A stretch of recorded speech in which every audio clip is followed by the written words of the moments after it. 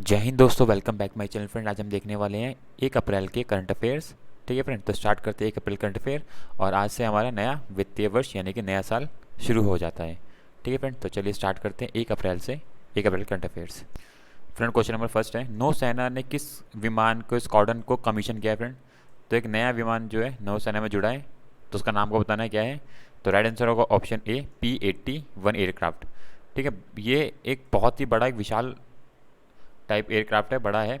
ठीक है, तो इसको अभी कमीशन किया गया P-81 इस विमान स्क्वाड को, इसको अभी कमीशन किया गया है। ठीक है, तो ये गोवा के अंदर एक समारोह के दौरान इसको स्कॉट किया गया है।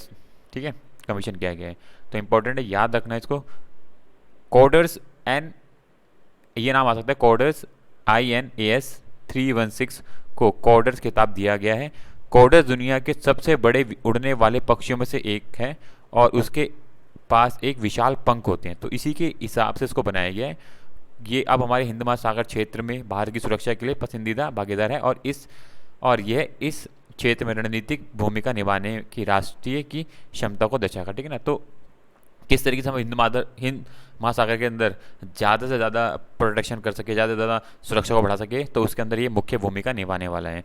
ठीक है, और P-81 बहुभूमिका वाली लंबी दूरी की समुद्री टोरी पनडुब्बी रोधी युद्ध क्षमताओं वाले एक विमान है। ठीक है ना, यह विमान कई प्रकार के टॉर्पीडो के साथ साथ हवा से जहाज पर मार करने वाली मिसाइलों से भी लैस होता है। तो बहुत ही, ये अपने आप में एक बहुत ही हाई टेक्नोलॉजीज के विमान है, तो इम्पोर्टेंट हो जाती हैं ये। ठीक है, तो याद रखना P-81। ठीक है, जो इसका नाम है, जिसको अभी अभी कमीशन किया गया है। फ्रेंड, क्वेश्चन नंबर सेकंड है, वाणिका नामक एक स्याही निर्माण इकाई की स्थापना किसने की है? तो फ्रेंड, ये किसने की है? तो हाल ही में इसकी स्थापना ऑप्शन बी, भारतीय रिजर्व बैंक नोट मुद्रीकरण प्राइवेट लिमिटेड ने की है। ठीक है, तो बेसिकली क्या है कि जो भी RBI जो भी नोट वगैरह हम जो छापते हैं उसके ऊपर जो यूज़ होने वाली स्याही है, उसका जो हम अभी तक इंपोर्ट कर रहे थे, अब उसको हम स्वदेशी रूप से अपने देश के अंदर ही विकसित करेंगे, बनाएंगे, और जो भी हमारी ज़रूरतों के हिसाब से उसके लिए हम कार्य करेंगे।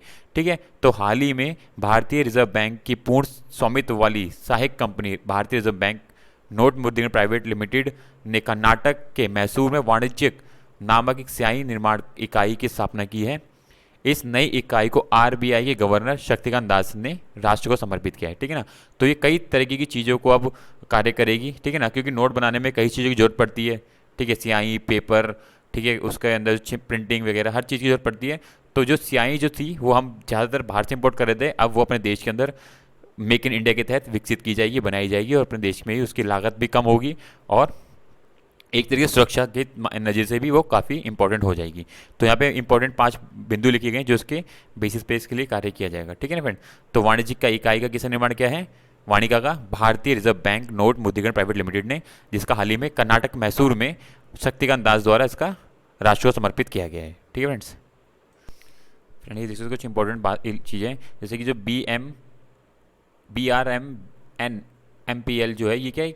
ये संगठन अब सभी भारतीय बैंक नोट को छापने का काम करती है और इसे 1995 में सिक्कों और बैंक नोटों को की बढ़ती मांग को पूरा करने के उद्देश्य से स्थापित किया गया था। ठीक है ना, कि प्राइवेट लिमिटेड कंपनी है जो पूरी तरीके से जो भारत के नोट हैं या सिक्के हैं उनको छापने के काम करती है। तो याद रखना इसके बारे में पूरा। ठीक है ना, इसका मुख्यालय बेंगलुरु के अंदर है। ठीक है, ये पूछ सकते हैं आपके एग्जाम में, तो ये पूरा चीज़ लिखी गई है, आपको ये ध्यान होना चाहिए। ठीक है, इन दोनों प्रेसों में तकरीबन 16 अरब नोटों का उत्पादन किया जाता है। ठीक है, तो इंपॉर्टेंट कुछ चीज़ें याद रखना ये। फ्रेंड, क्वेश्चन नंबर थर्ड है, इंपॉर्टेंट क्वेश्चन है, किन दो राज्यों के बीच हुआ सीमा समझौता? तो फ्रेंड, वो किन दो राज्यों के बीच में हुआ है फ्रेंड? तो फ्रेंड राइट आंसर होगा ऑप्शन बी, असम और मेघालय के बीच में। ठीक है फ्रेंड, वेरी वेरी इंपॉर्टेंट, जो काफ़ी दशकों से ये चीज़ें चलती आ रही थी। ठीक है ना, दो स्टेट के बीच में, दो अपने ही भारत के स्टेट के बीच में कुछ भूमि के लिए जो जो लड़ाई थी वो फाइनली अब जाके जो ख़त्म हुई है। ठीक है ना, तो ये इच्छा शक्ति होनी चाहिए राजनीति के अंदर कि आपको थोड़ा सा पॉलिटिक्स के ऊपर उठ के इन कार्यों को करना पड़ेगा, लोगों की भलाई के लिए कार्य करना पड़ेगा, ताकि उन लोगों के लिए भी डेवलपमेंट्स हो सके। ठीक है ना, आप जो पर्टिकुलर एरिया में आते होंगे उनके लिए कोई कार्य नहीं हो पाता होगा, तो फाइनली दो राज्यों ने आके उस राजनीतिक इच्छा से ऊपर उठ के और फाइनली इन दोनों ने हस्ताक्षर करे हैं। तो तकरीबन 12 मुद्दों में से 6 मुद्दों पे इन्होंने समाधान निकाल लिया है सीमा क्षेत्र में, ठीक है। तो इस तरीके के कार्य अगर भारत में होंगे तो सभी लोगों का भला होगा। तो ये है मेघालय और असम ने, दोनों ने एक साथ आकर और जो भी इनकी सीमा से रिलेटेड जो भी विवाद थे उनको इन्होंने समाप्त कर लिया है, ठीक है फ्रेंड। तो इंपॉर्टेंट हो जाती है इन चीज़ों को करने के लिए, ताकि एक एक तरीके से एक हेल्दी पॉलिटिक्स हो सके, ठीक है। दो स्टेट आपस में क्यों लड़ें जरा सी भूमि एक जैसी चीज़ों के लिए, सभी का भला हो, सभी के लिए विकास के कार्य हों। तो इसमें पहला कदम आपको देख सकते हो असम और मेघालय ने आगे बढ़ाया है, ठीक है फ्रेंड। तो ये दो इंपॉर्टेंट राज्य याद रखना, ये जरूर आपके एग्जाम में पूछा जाएगा फ्रेंड। ये पूरी चीज़ें लिखी गई है मेघालय असम मेघालय सीमा विवाद के बारे में लिखा है। असम और मेघालय दोनों राज्य 8,885 किलोमीटर लंबी सीमा साझा करते हैं, ठीक है ना। तो और फिलहाल उनकी जो 12 बिंदु विवाद था उसमें 6 बिंदु पे समाप्त हो चुका है, ठीक है, समझौता हो चुका है। तो पूरी यहाँ पे इन्फॉर्मेशन लिखी गई है, एक बार आपको जरूर जरूर से पढ़ लेना है, ठीक है। जो भी इंपॉर्टेंट आपके पॉइंट्स है उसको लिख लेना है, ठीक है फ्रेंड्स। चलते हैं नेक्स्ट क्वेश्चन की तरफ। फ्रेंड ये मैप देख सकते हो जहाँ पे कुछ एरिया डिस्प्यूटेड था मेघालय और असम का, ठीक है, उसके ऊपर कार्य किए गए हैं, ठीक है। उन दोनों की राजधानी, यहाँ पे राजधानी देख सकते हो दिसपुर, और मेघालय की शिलोंग वहाँ की राजधानी है। तो कुछ इंपॉर्टेंट चीज़ें हैं जो आपको याद रखनी है, ठीक है फ्रेंड्स। फ्रेंड क्वेश्चन नंबर 4 है, उत्कल दिवस किस राज्य की स्थापना दिवस के रूप में मनाया गया फ्रेंड, वेरी वेरी इंपॉर्टेंट। तो राइट आंसर होगा ऑप्शन डी, उड़ीसा के, ठीक है ना। उत्कल दिवस उड़ीसा के राज्य के स्थापना दिवस के रूप में बनाया गया है, ठीक है फ्रेंड।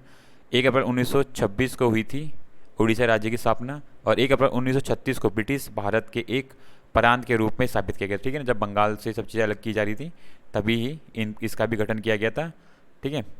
तो इंपॉर्टेंट है ये सब चीज़ें याद रखना। बाकी उड़ीसा की राजधानी भुवनेश्वर है, ठीक है, वहाँ के मुख्यमंत्री नवीन पटनायक हैं, ठीक है। तो बाकी यहाँ पे कुछ इंपॉर्टेंट चीज़ें उनकी इतिहास लिखा है जो आपको एक बार पढ़ लेना है, ठीक है फ्रेंड्स।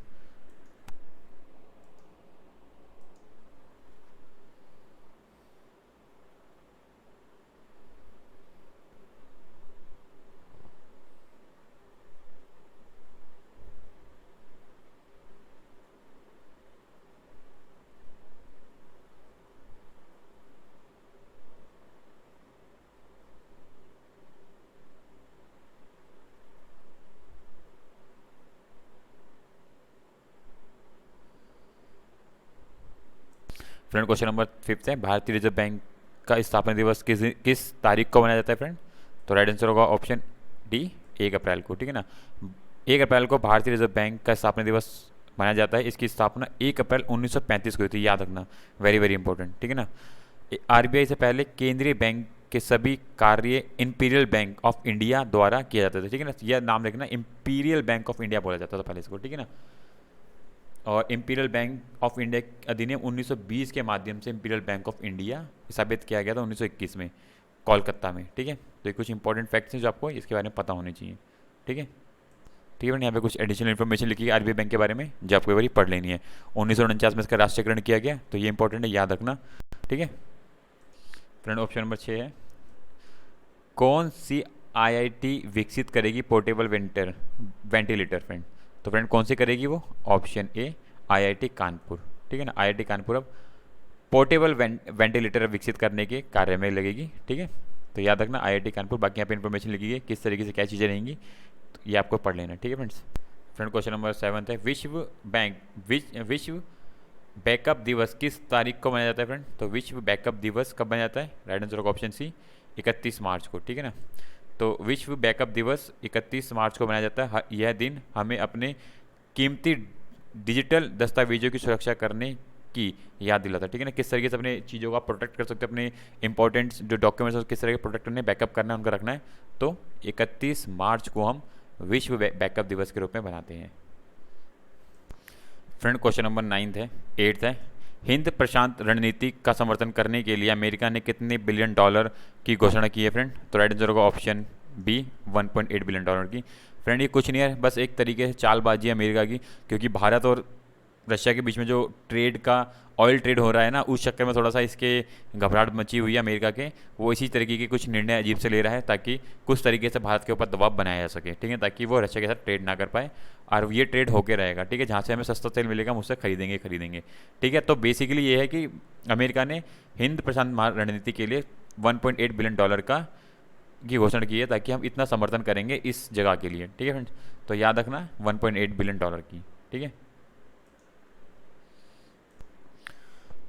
फ्रेंड। ये कुछ इंपॉर्टेंट फैक्ट हैं जो आपको पढ़ लेने थे। हिंद प्रशांत महा जो हमारा क्षेत्र है उसके अंदर अमेरिका की भूमिका और चीन किस तरीके से चीज़ों को वहाँ पे कर रहा है, वो सब चीज़ें यहाँ पे लिखी गई हैं, ठीक है ना, ये पढ़ लेना फ्रेंड। क्वेश्चन नंबर 9 है, इंपॉर्टेंट है, याद रखना। अब आजकल नॉर्थ ईस्ट राज्य भी बहुत ज़्यादा सुर्खियों में रहते हैं, तो याद रखना ऐसा क्वेश्चन आने के चांस रहेंगे। किस राज्य के मुख्यमंत्री ने कैच द रेन कैंपेनिंग शुरू की है फ्रेंड? तो फ्रेंड किस राज्य ने की है? ऑप्शन डी मणिपुर के मुख्यमंत्री एन बीरेन सिंह ने, ठीक है ना। कुछ इस तरीके की चीज़ों को, जैसे कि जो भी रेन होगी उसको किस तरीके से हम स्टोर कर सकते हैं और पानी सेव कर सकते हैं, उसके लिए इन्होंने ये योजना शुरू की है, ठीक है। कैच दी रेन इंपॉर्टेंट है, याद रखना। बाकी यहाँ पूरी चीज़ें लिखी गई उसके बारे में एक बार जरूर पढ़ लेना इसको, ठीक है फ्रेंड्स।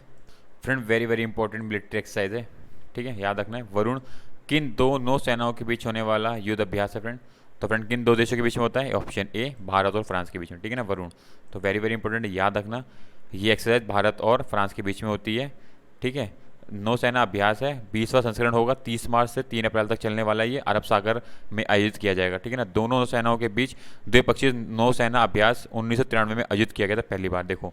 तो इस अभ्यास को 2021 में वरुण नाम दिया गया था, और वरुण 2022 अभ्यास में दोनों सेनाओं के विभिन्न जहाज, पनडुब्बी, समुद्री गश्ती, मतलब बहुत तरीके के विमान इसके अंदर पार्टिसिपेट करने वाले हैं, ठीक है। तो वरुण अरब सागर में होने वाला है, ठीक है, भारत और फ्रांस के बीच में, ठीक है फ्रेंड।